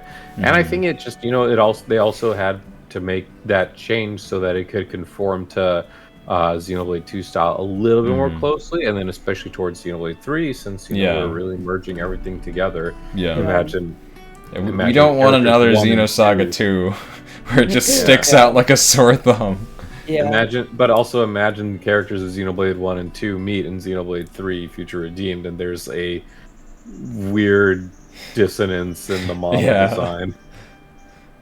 I really like I really commend Saito for how he drew some Xenoblade 1 characters and a lot of Kabesi characters. He really pulled that off very well. Like, I love his key art for Melia. I love what he did with Shulk. Like, he just did it. He did honestly a very good job with it. I think my favorite rendition of Shulk and Fiora is the Xenogears artist that did them for Xenoblade 2. Yeah, Kunihiko Tanaka, right? I think that's my favorite art that they've ever been in. I actually enjoy the base Xenoblade 1 art. Not the in-game model, but the actual art. Yeah, the base art is very nice. When I think of Dunban, I think of when I Dunban art is so cool. I think of Xenoblade Wii's base Dunban art. Yeah, the Dunban art is good. The Melia key art is good. The Melia in-game is a little uncanny. I kind of like them. I like the Wii models. I think they're cute. I enjoy the Wii models enough, but I think I still think one thing that's so impressive about that game, and that I was thinking about a lot while playing it for the first time on Definitive Edition, is just like the cinematics are so well shot and like they're so experimental in certain places, and I'm like, this was a Wii game. You don't, they did not make cutscenes like this on the Wii. This is crazy. Especially like Mechonis Core and stuff. I'm like, how do you do that? I think. Okay. Wait. One more thing about art style and graphics before we move on to the big future connected discussion. I have one more thing that's from your notes that I want to talk about before the future connected thing. Okay. All right. Well, one thing about art style is I had to ask this. Do you think they're changing any character designs? Because I don't want them to. I don't think they should. But do you think they will possibly do it? I mean, because I think the thing is, if regardless if it happens or if it doesn't happen, there will be discussion. Oh yeah, there will be. Inevitably, people would be like, they had the opportunity to do it, but they didn't. And then if they did, people would be like, why did they do it? They need to fix Rex. No, why does he look like that? What is a diving suit? He's a silly. Why does he wear a salvage? He's literally a silly, goofy gamer. He's wearing a wetsuit and then a diving suit because guess what? That was his profession. That's his job. Fashion armor. Like I don't know. Maybe extend the wetsuit so it doesn't expose the thigh. That's it. They have one of those. That was his first cutscene in the game. He's wearing a longer wetsuit. That's all I can think of. And I'd be fine. You know, one thing I can think of with Rex though is you know how he looks like in the picture of Xenoblade 3? He just like has a nice like shirt. It's like almost like a t-shirt, but it's like a nice shirt. It's a V-neck. Yeah. Yeah. What if he like that looks like a little more like posh and a little more like royalty once he's living the life, you know? But what if he has like a casual shirt, like something akin to the Outset Island shirt that Wind Waker Link wears? Something like that. More when he's outfit just, like, customization. Yeah. Okay, like, that makes sense because when you said outfits, my mind immediately, when you said like new outfits, I was like, what can we do with new outfits? This is a very marketable opportunity here. We already have the swimsuits. We got the one pieces, bikinis. like I don't know. They could definitely do that. Thing is, I think we'll have a lot more customization with the outfits. And one idea that I had, you might have seen this in the notes, is early like concept designs for some of these characters, even in their hairstyles. Because I don't know if you guys have seen how Niall's character is very reminiscent of Nia's original concept art. So what if we can like change their hairstyles and like change their outfits? That would be cool. And like have those little Easter eggs thrown in there. So like, what if Nia can look like her great granddaughter? But if we change designs of base characters, we also have to remember that can apply towards changing base designs of rare blades. And not every artist that submitted Blade concept art could agree to that. Let alone some of them can't anymore because unfortunately, tragically, Perun's artist passed away last year. So that raises like, can we adjust this concept art if, when the artist is no longer able to put consent? That's gonna be a whole like. Yeah, how do they're going to have to deal with royalties. There's so many artists who have worked on the game. Tetsuya Nomura worked on the game. Like, there's going to be a lot of people to, like, consult with. It's a lot of back and forth with consultation on what can and can't be tweaked. Unless, of course, there's, like, a clause in the statement when they originally submitted the artwork that says, like, oh, if you submit this artwork, this character and its design will be under our jurisdiction. And at that point, then, like, you know, they can just do whatever. Maybe that would be the case. But the fact of the matter is there's so many different aspects of that game in terms of stylization, let alone concept art, and just throwing that, like, can you imagine they go for a different rendition entirely for a character like Dahlia? That would be, like, I don't know. I don't imagine they would, but I do like kind of the player-driven customization. I think that could be interesting. I don't know if it's something they would do, but I would very much appreciate that. I think, certain things like we talked about, like I think I really like Mythra's Super Smash Brothers design, and I honestly think they should have tweaked Pyra's design more, because I've seen fan-made models where they just put like, you know, the black tight material over basically wherever she's exposed. They just put like that material that looks like tights over it, and I'm like, genuinely, it looks super great. I still love the character design. I think it looks great. Melee Pyra. Yeah. That's what they call it, Mass Melee Mythra, right? Yeah. So like, I think that they could do those both as optional costumes, or even if they change them, I would not mind. I do not care. But it would cause a shitstorm online. I like what I was saying about the idea of like Nia's hairstyle looking like Niall's. It would be so cool if we could get long hair Pyra and short hair Mythra. Yeah. 'Cause I've seen art of that and they look amazing with the opposite hairstyle. Yeah. So we have the opposite color schemes for them in game, and it just looks so weird. Imagine even again, if me going back toward the rare blades, imagine even just getting like chroma skins, or like if we're putting with League of Legends, where they just change the color palette. It's like a swap color palette for some of the rare blades. I thought you meant chrome, like Metal Mario. Chrome, no. But like imagine a Wolfric that instead of obsidian is like silver or like gold, Yeah, that'd or be like cool. a dark blue instead. Things like that. I also do think that maybe I'm not as qualified to talk about it because I haven't delved too deeply into them, but I am not a super fan of the challenge battles in Xenoblade 2. Yeah. I think those could be tweaked. I really love the challenge battles in Xenoblade 3, and especially how you do a challenge, you immediately get a costume. And Xenoblade 2, you do the challenge, you get currency, which is like randomized, and then you have to buy them. I don't like that at all. Yeah. So I think that system needs to be tweaked. In both Xenoblade 2 and Xenoblade 3's DLCs, I think they're far too limiting with the currencies, especially if you want some of the higher end prizes. I mean, the fact that you have to use Xenoblade 3's currencies, for example, you have to like, if you really want like really good pieces. Yeah, if you want those, but if you want really good pieces for, oh my gosh, Magpie's gonna kill me because the name's escaping me. The Linka? one, no, not Linka. The Pandoria. the descendant. That she's like the last DLC character. Which one was Ooh. it? Oh, Masha. Yeah. Masha. Oh my god. Please cut this out. Cassini. How's Cassini? For Masha, yes. Imagine like all the currency from the DLC that goes into her making like customizable artifacts pieces, and between that and then getting all of the swimsuits for Xenoblade 2 is really taxing.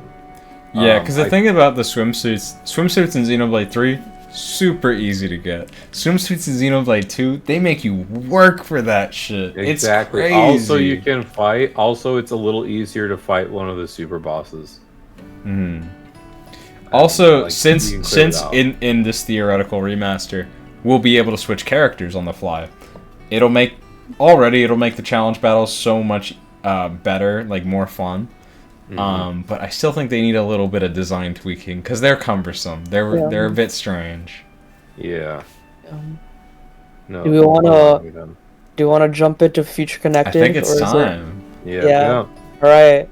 So, in the last episode we had with Dumb Zeno, we were going over the Takahashi interview, and we like noticed that he mentioned that in All Rest there was a similar event like Future Connected, where a Fog King traveled over. We got Fog Beasts in All Rest, and presumably around the same time where it happened in Bionis and Bionis Shoulder and Alchemoth and all that. I have some ideas of what this could be. And the thing is, there's so many questions that fans have put in that Takahashi interview, which he either ignored, he didn't answer, he didn't go into detail on, or he said, we will answer this later. So I'm so convinced that like something like this is going to happen and lead into Xenoblade 4 or whatever it's going to be. Specifically, he said that the questions that he did not answer are either easily intuitable from the games themselves, Yeah. or will be answered later. Yeah. I'm sure some answers. I'm sure some questions were just stupid, like, oh, what are this character's measurements? I'm sure there were some stupid ones in there, but real questions where he's like, I'm cooking. Wait. Yeah. Like, I'm not saying he's gonna answer literally every single question that he was delivered. That's the point I'm making. Yeah, I think the main ones are like how Nia became queen of Alrest, or whatever, whoever she is, like, that's the big ruling one. over. Yeah. I think we will get more insight onto what Klaus's gift was. What did he pass down to Pyra and Mithra and to the rest of the other blades? Yeah. Like, a lot of us can, like, in our discussion with Jake, we kind of came to the conclusion that blade lives and human lives are kind of like on the same level now. Like, everyone is on the same level. That would make everyone sense. lives finite lives and has, like, maybe blades have a little longer lifespan, but like they're on kind of the same level of humans now. Similarly to maybe how Machina and Hyantia are on the same level of the Homs. Maybe we haven't gotten confirmation of that, but yeah. I'm gonna go off headphone for this, but I'm just gonna show you something. So there is a fan project that is this. Oh, I know what you're talking about. It's a book. There's a second one's coming out as well, but it's called After Chronicle, and it is the story. It is like the post-game Xenoblade story, and I think like this book. I've only flipped through it. I haven't read much of it. This book is pretty much the story of Rex and like Pyra and Mithra's engagement, I believe. Oh, okay. And they're making a sequel to it, so they're gonna go further with it. Oh wait, Kevin can't hear us right now. But I wonder if they I really wonder if they tackle more world-building questions in that fan fiction series. They're going to have to, I think. Because it'll be about the fog beasts.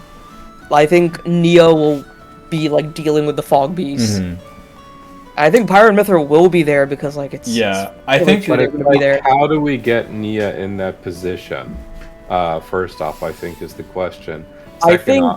Second off, it's like because my biggest idea for why Nia is the Queen of Agnes, or why she's in that position to begin with, is because it has to do with her ability specifically being regeneration, as a healer, implying that she is probably the one character that is able to live the longest out of all of Xenoblade 2's cast, because that makes sense. Simply, she can cure cancer. Yeah. Curing cancer cures aging in a sense. So, I maybe the blade side of her is a different aspect. Like maybe she's limited in terms of healing herself on the blade side of things, but healing flesh, she can do that infinitely almost. So she's a good candidate. Whereas, like, you know how Malia can live much longer as a Hyantia, and then we have someone on that side, because if Pyra and Mithra are now with finite lives, if it's through Klaus's gift, well, Nia still has that long extended lifespan that's further kept in control by her own abilities. But so you had me thinking right now with like setting up the idea of like a premise, like if it's fog beasts and whatnot, what else could we tie that into? Because, for example, fog beasts were tied into reclaiming Alchemoth and exploring the shoulder. What if we have a aspect of Xenoblade 2 where maybe it's been, again, the same thing. It's been a year since the battle around the Great Tree. What if we journey back in hopes of finding the lost refugees that were on the defeated Inviline Titan? Okay. And we go back and that would kind of caused some like a discourse within All Rest. They're like the Indoline did us like they were not like the whole events of Xenoblade 2 happened. Why are we going back to save the Indoline? Kind of like that. Yeah, So, but it's not just the inline; it's the refugees, and it creates a semi-conflict that it would have that conflict similar to what Future Connected had with the sort of infighting with the Machina and the Hyantia a bit. Yes, and then with Nia choosing to continue, she sees it as like an opportunity to heal her people, because a lot of displaced people, you'll remember in Indal, are actually displaced Gormati tribesmen. So that could lead to a whole thing, and then they see her healing abilities, they see that she's not afraid to shy away from who she really is. Yeah, that's where Nia can have they can try and rally or use that as a rallying point. I think that would be very interesting. A good idea. I think that because so timeline wise, this has to be set before the picture is taken, because the characters will not like be pregnant or have given birth yet. Like seen in the picture, but I think it will definitely be a Rex and Nia journey, the same way it was a Shulk and Melia journey. I'm thinking about that with though, emphasis more on Nia than Rex. Nia will be the protagonist, similar to how he will Melia have a new was model the though. protagonist. Rex will definitely have a new model though, where puberty is hidden. Yeah, a little bit, post growth spurt, and he's not quite like picture height, but he's definitely a good few inches taller. The build's more there. He's got some more muscle on him. Who would the other two party members be? I want it to be Pyra and Mithra as separate characters. That's what I want so bad. Yeah, I want it to be Pyra. I want the party to be the polycule. Yeah, the reason, like, I'm glad that you brought that book up, because imagine if, like, Rex, Pyra, and Mithra are, like, planning their engagement, and the whole, like, subplot with Nia and Rex is they come to terms with their feelings as well, because I'm pretty sure that's what that series aims to do. It's like, because I think Pyra and Rex get engaged first in the context of this fan fiction, and then Mithra and Nia later, I guess. I don't know if I can accept that though, and I'm going to say that again with reference to Takahashi's statement, like it was already there in front of you. Yeah, and I feel like they would do it all together. You know, that could simply have been the secondary ending title screen of Xenoblade 2, where instead of Rex, Pyra, and Mithra holding hands, it's all four of them holding hands. Yes, and that could just be the implication that hey, she got her feelings across. Yeah, it could literally be something like that, because I do want a conversation with her and Rex though, because if you remember in 2, there's a post-battle quote after you get Blade Nia, where Rex is like, "Hey Nia, do you want to talk about that one time?" And she's like, "Oh, don't worry about it, Rex. We can talk about it later." I want to have that conversation. I want them to be open about their feelings for each other. The quiet moments. From Future Connected. Future Connected did those moments really well. Have such amazing potential for this, because I'm just imagining like Pyra and Mithra, Rex and Nia and Pyra, which I think is a very particular one, because we have seen multiple instances of Nia being what I would say attracted to Pyra. Now it's like you can take it in many different ways, but clearly it is a polycule. They all got married to each other.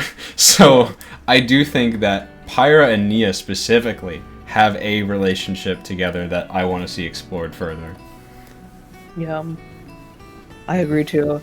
That would be nice. I think in terms of lore, this is going beyond just the plot of this Future Connected story, dealing with the Fog Beast, helping the refugees, Nia ascending to the throne of All Rest or whatever. I think... What do you think the Fog Beast would be?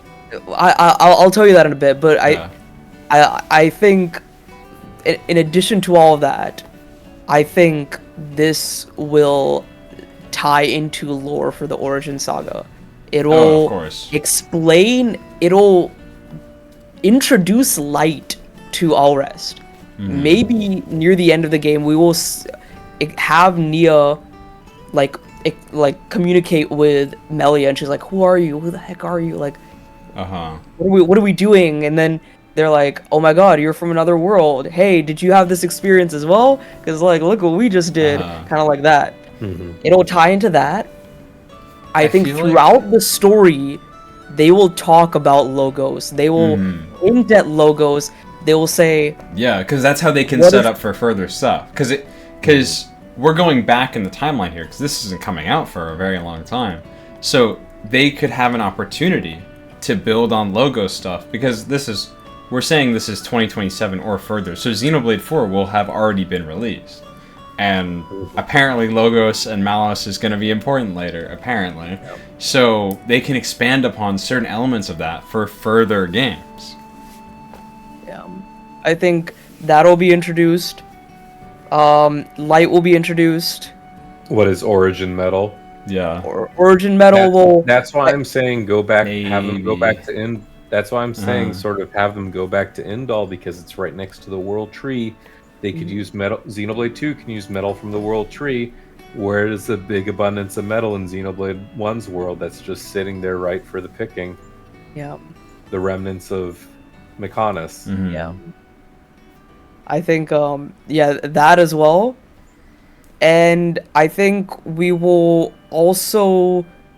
I think the game will, like, actually end once they, like, start... Like, maybe a post-credit scene will be Nia, Torna, and the three hooded wise men building out Origin using Ontos as the kind of architecture for all of this. And then her communicating with Melia and being like, yeah. I need to see what the three wise men were wearing. Hold on. Oh god, they're I wish just, like, I had that hooded photo right. guys. Hooded- Also, yeah, I think but who are the predominantly hooded characters? They're like the Indoline priests. yeah. Go back to Indal. Adam. It's Adam. He's back. Also, and then a lot of the I'm so sorry to keep cutting. A lot of the Torna inspirations for the designs of Agnes. Where do those Torna inspirations come from? Yeah, exactly. Yeah, they're gonna reintroduce that kind of culture and style back into all rest, I think. But I think the Fog Beast. I initially thought, I was like, oh, what if it's one of the super bosses? What if it's like the ancient Daedala, or like what if it's the what was the dragon called again? Oh, which one? Because there's a few of them. There's one in Valak Mountain. The one in Falcon, Abyssal Abacy? Yeah, Avalanche Abacy, yeah. Avalanche Abacy. Yeah, what if it's Avalanche Abacy, you're like Ancient Daedala or something like that? And I was like, no. It has to be specifically the Telethia that went into the Fog Rift. Telethia went into the Fog Rift, came out into Allrest as the Fog King of Allrest.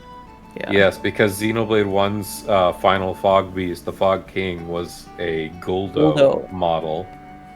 So I would like to see something from Xenoblade 1's world invading or being torn through in the Rift. And that's a very good That's a very good point that you just brought up, because yes, there are those scenes of the Telethia going right in. And at one point, they're just assuming maybe it's they're using the ether. They're just giving their ether up to essentially close the rift or seal the rift and weaken the Fog King is the base premonition. But it would be interesting to see. It's like, no, that's not really the case. Like it gave Melia the idea to just overload it with ether, and that's how they bested the Fog King. But what if you're right? That is just a rift, and then a Fog Beast Telethia is just there. And again, it's just also a double dichotomy of these mutated people, because the Guldo is like a huge DNA cancerous metamorphosis of what essentially was a living person at one point. And the same thing can sort of be said with Telethia. I know Telethia are the original form of the High-Entia, but it's the same thing.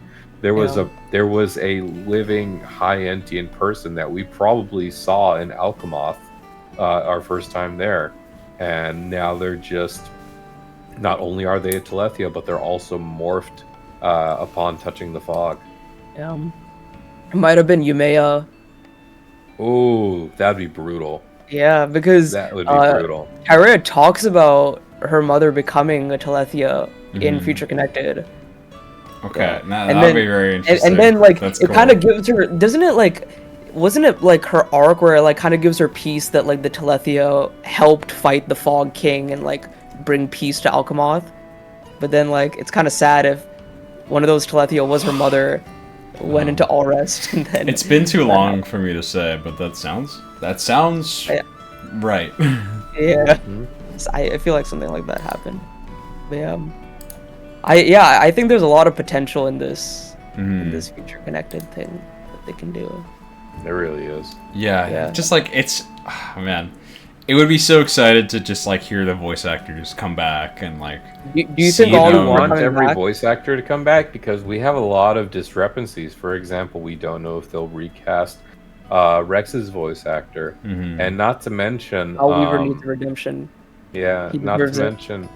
mention Pyra and Mithra's own voice actress has voiced some dissonance and Yeah, I don't think Sky Not Bennett's coming discomfort. back. Yeah, They voiced some I told it discomfort to a with friend. that I was like, I don't character. see Sky Bennett coming back. I think they're going to use Glimmer's VA to do it. I would be okay with that, to be honest. I don't, because all I recall from what like Sky Bennett was talking about was just that she feels differently about how the characters were handled. I don't know if that would necessarily interfere with her wanting to continue to play these characters. I think she has releases. I don't know. I think she has stated though that she didn't resonate with the characters after a certain point, which made a lot of people upset naturally. But it's also the fact that, you know, would she even want to come back, because especially with that being canon that they're all married, and that's a big thing. A lot of people, especially people who've only played through the English translations, the English adaptation of the one scene in particular made it imply that Pyra and Mithra saw themselves as sisters. Yeah, I think that was a statement. I can't remember where in the game they said that, but they definitely did say that at one point. Yeah, but that was not the case at all in the Japanese, in the base Japanese. Oh, okay. So, yeah, so that's where a lot of this confusion comes from people who only play or know it from the English audience. So yeah, it's like, I don't think either she would be comfortable with choosing to reprise that role, nor might the studio want to hire her back after she expressed that she was not comfortable with that choice. I just don't see an ideal scenario where she comes back. I think they have the Glimmer VA who did such a good job that we thought that she was Sky Bennett. So I think she will be a perfect. It's possible, and yeah, if that needed to happen, then yeah, she'd be the best option. Yeah, I think Nia's VA is coming back. If Mallow David Mencken is going to come back in an instant heartbeat. Yeah, David Mencken will jump at the opportunity so hard. I think for this whole definitive edition, though, they might change around some voice actors. I want Al Weaver to stay. Yeah, I want him to have his redemption arc. I think he was great as Rex. Okay, so the thing is, like, the only reason that I can think that they changed him is because Rex got too old. Yeah. Because I'm thinking, like, in this time period, he can still be Rex. Yeah. He can still definitely be Rex. If it's only 1 year after in Future Connected, his voice can't change that considerably. He's not going from Al Weaver to Fergus O'Donnell in an instant. I think this might be a little controversial, but one person I do think they might want to change is maybe Jin. There are some like parts in the script where Jin's delivery is just kind of like hit or miss. I don't know. I think that's more about the voice direction. Yeah. Xenoblade 2 had some issues with voice direction. Xenoblade 2 did not officially start, I believe, with a voice director. That was one of the things they were sort of learning on. They were sort of people were going in with their experience, and their voice direction was not always like fully regulated at some Yeah. point, which is why some things were just left up to preference, or it's like, okay, well, it sounds like Yeah. it sounds like there. That being said, if there was no voice director and we had Rex just give casual lines like that, because when Rex has those casual moments where he's just talking a bit passionately, he's not raising his voice, Uh-huh. he's not yelling. When It it's was just great. a regular heart-to-heart moment, there was some real emphasis in those lines, and that's Yeah. why, like, Mhm. even chapter Yeah. 1, like when he's just talking to Nia, with the great tree just overcast on them, Yeah. it was great. Mhm. Yeah. He's like, I'm not And even stupid, like, even at I'm the not end, some of the naive. things he says at the end, like very, very awesome delivery. Very good job from him. Yeah. Hmm.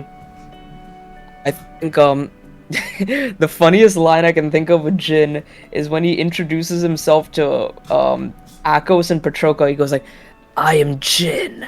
I am just like you." I'm like, Yeah. oh god, why did you have to say it like that? Definitely a lot of the lines where they paused halfway through was annoying. And that's one of my gripes with Sky Bennett is like they always had to have placed like a pause Yeah, in the line. I'm just like, yeah. The just pacing of the delivery is a little yeah. weird. I'm just like, come on. Yeah, I keep forgetting Nia's voice actress name, but she came like both in 2 and in 3. She did a fantastic job. Yeah, Like absolutely. very, very amazing job. So she needs to come back. Yeah, Mhm. David Menken will come back in an instant, in a heartbeat. I think everyone else would be interested. I don't Yeah. like Sky Banner and Extreme David Mai. Menken are like the only 2 VAs from Xenoblade 2 that I know who are like vocal about their work in the game. Yeah. Like I like Nia's has returned for 3. Morags is like a pretty like big Scottish actress, I think. I don't like who else is like any other notable VAs? I don't think so. I don't know. So like I don't think they're gonna re-record anything for base game. If they do, some things might be shifted around, but like I don't think like Nia, I would not Nia. I don't think Zeke and Pandoria would come back because they probably wouldn't make an appearance in the future connected scenario. Just given that most of the party members usually don't make return appearances in DLC chapters. Yeah, Hmm. yeah, makes sense. But yeah, anything else we wanna talk I think about I got Xenoblade 2 everything. Definitive Edition? I think we hit the mark on it all. Yeah. Yeah, What kind of direction do we think maybe the music will take, or what kind I think of we touched on it. what kind of changes to base combat of 2 would we go for? Uh-huh. Because they've already had Torna change up the Yeah. combat system once before. I think the main thing is like switching party members, bringing down the affinity chart requirements. You might Because be able to bringing down play the as affinity chart Blades. requirements will make 'cause it that was in easier Torna. to get a lot of like Yeah. blade skills and make Would it. we want to be yeah. able to summon blades in that one? Would we want to continue with blade summoning, or would we want a fixed cast? Because I think it would be better to stick with a fixed cast, especially if we're going for Oh yeah. a very stringent 15 to maybe 20-hour story. Oh, for Torna, or No, for Future Connected. Okay. For Future Connected. Oh, then okay. I don't think Yeah, there'd that's a any fixed cast, gotcha in there. Yeah. Yeah, They that's cannot. a fixed cast with, like, yeah, just do what they did with Torna. Have a fixed cast, have your own If like we- driver tree. What if? Oh my God! What if? I just had this crazy idea. What if the whole like ending of Xenoblade 2 changes Pyre and Mithra so much that they still have blade powers, but what if they're almost like Nia, where they can kind of have like their own driver form as well? What if they kind of like act as That driver could be and as really blade? interesting. So that's kind of like a combat gameplay change there as well. I don't know Well, how. how about this? What if we don't take Pyra and Mithra, and it's Rex and Nia, and we have to pick 2 other characters, or if we have to add an entirely new 2 characters, like characters. Kino Yeah, like and- you know how they added Kino and Nene, Yeah. and they resemble Shark Torra's and kids. Charlotte. Shark.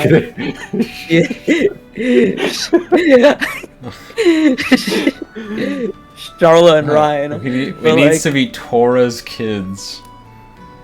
Yeah. Oh god. The driver. Oh, I don't think that's allowed. Tora's kid, who is the driver of Eno.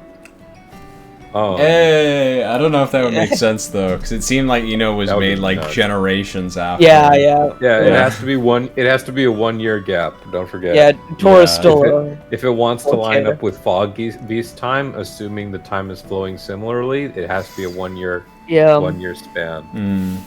Mm. Because I would think, at the very least, I would expect Zeke or Morag to accompany them.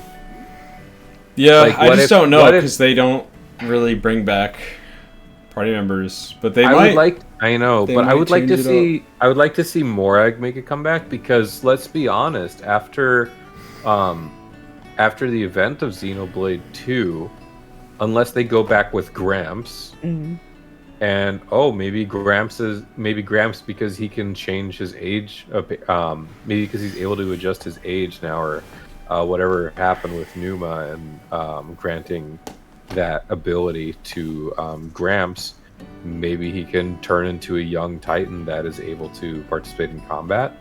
I don't know. Or, regardless, if they're traveling outside of the new established world, they have to be able to travel, and that It'd be means so either cool via if Gramps. you could ride Gramps like an airship, Yeah. like a classic JRPG airship. That's That would that's be kind of so what they wanted sick. to do with Xenoblade 2. They wanted you to fly between Titans.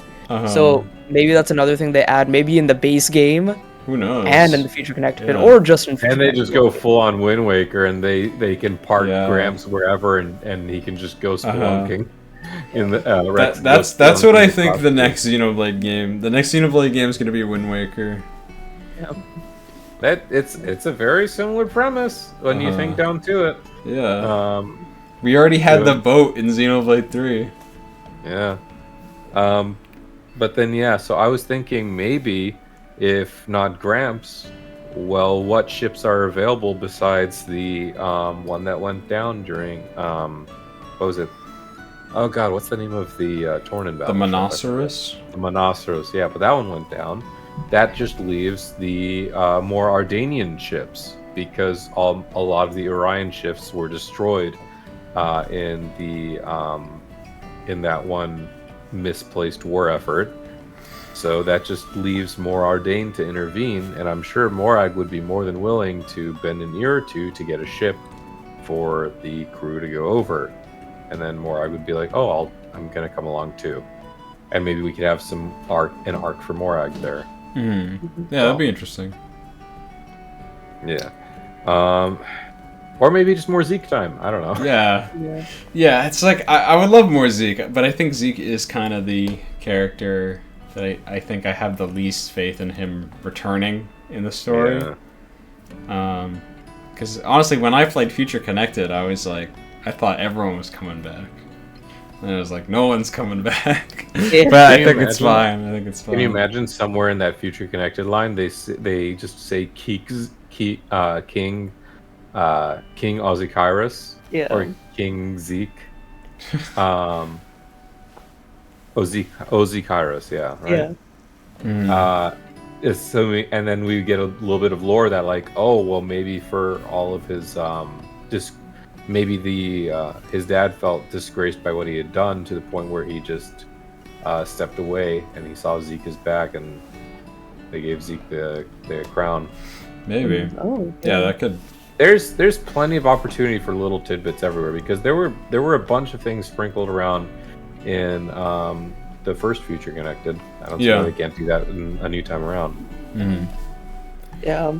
I was even hesitant of bringing Pyra and Mithra back because, like, Future Connected was just Shulk and Melia. Yes. No Ryan, Sharla, Fiora, Fiora. anyone.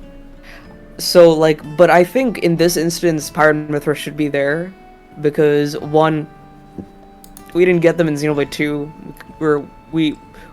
They kind of owe us some Pyro and Mithra in that way. And then on top of that, I think they would really play into the character dynamic there. If not them, 2 entirely original characters, maybe like a new artificial blade or something, or someone entirely new. I don't know. Lila joins the fray. I don't know. Yeah. Anything? Right. I think else, that's it. We've had a amazing discussion. We've gone for like 2 hours at this point. I can go for 2 more hours. Yeah, I mean, find the stuff.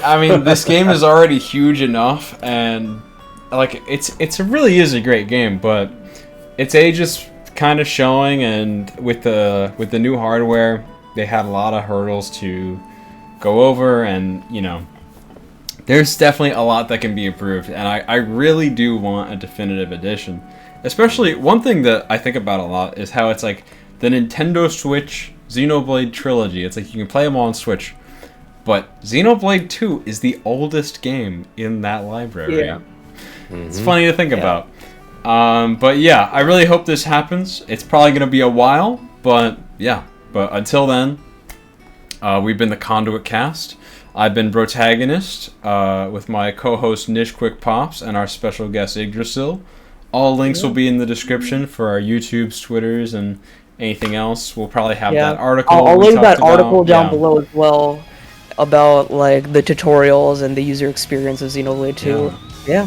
Thank you everyone for watching. It was a fun time. Have a good one, everyone. Peace.